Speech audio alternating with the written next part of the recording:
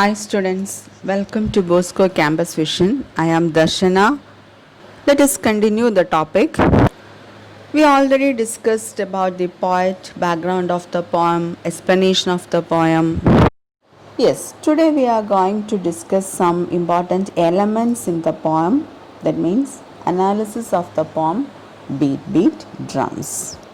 From the previous classes, you already understand that this poem is about American Civil War. The background of the poem is American Civil War, and its setting year is 1861. In the introductory part itself, I already told you that Whitman used a lot of symbols to express the importance of situations. Also, he highlights the impact of war on people's lives throughout history. That means, with the help of this particular poem, Whitman is trying to picturize the impact of war on people in general.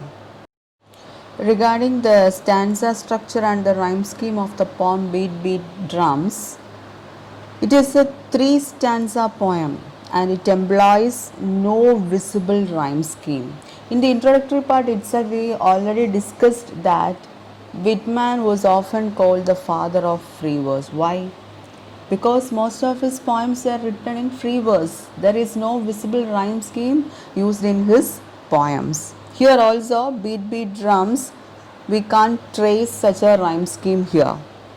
But the organization behind his poem that offers structure and format that is consistent throughout the work with those stanza factors.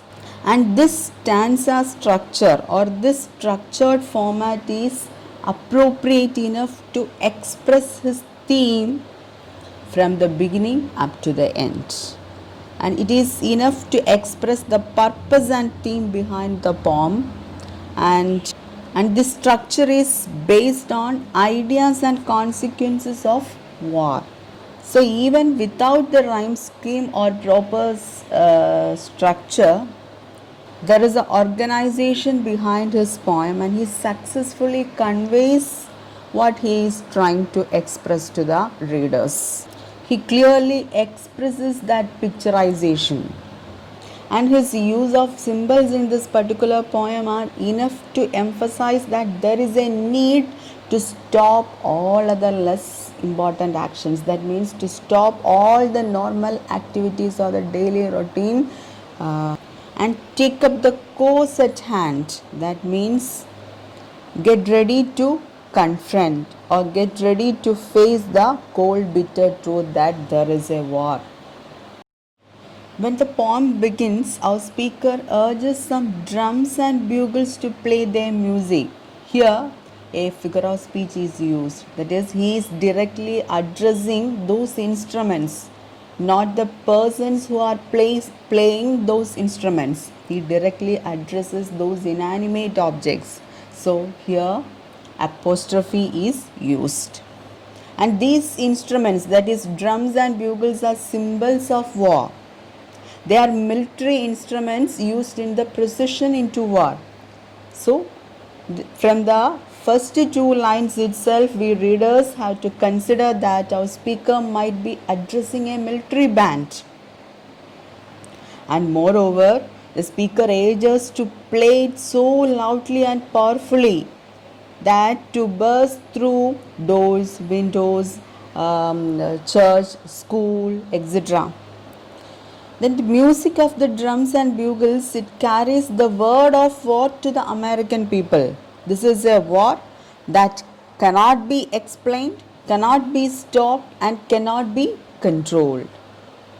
And the speaker and our speaker emphasizes or says or urges those people to give some attention to the need. Here need means there is a war here.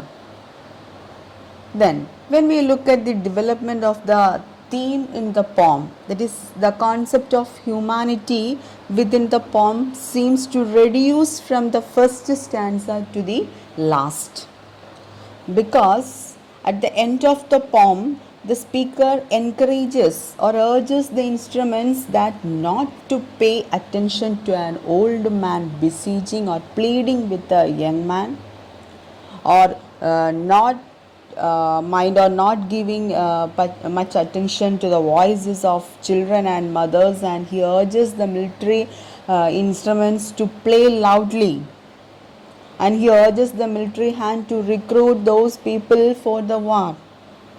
Again, our speaker emphasizes or urges those military instruments, never mind how their children, wives, and mothers feel about it. They should not even stop for conversations or make any explanations. Men are being recruited to fight in the war. So, from these lines, we can understand that the concept of humanity that within the poem that seems to reduce from the first stanza to the last. There are some onomatopoeic words poet used in this poem. Can you trace? Words like beat, drums, bugle, then whir, pound, etc. All these words are onomatopoeic because we readers get the feel from the words itself. Means that words imitate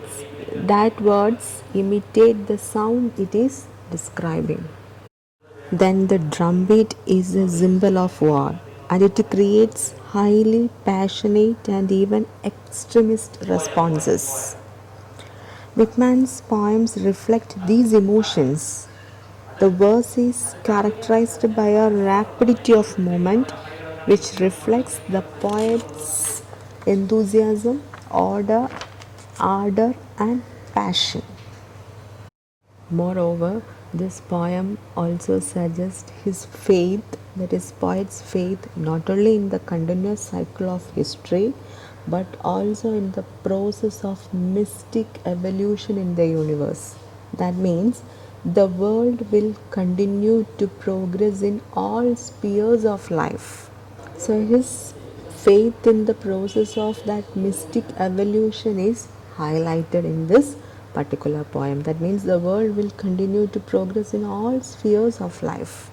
And these three stanzas in the poem, that three stanzas show the steady development of the theme, that the poet feels the cause of war was justified by the events of that period. Then regarding the rhythm of the poem, I already told you there is no fixed rhyme scheme for this particular poem.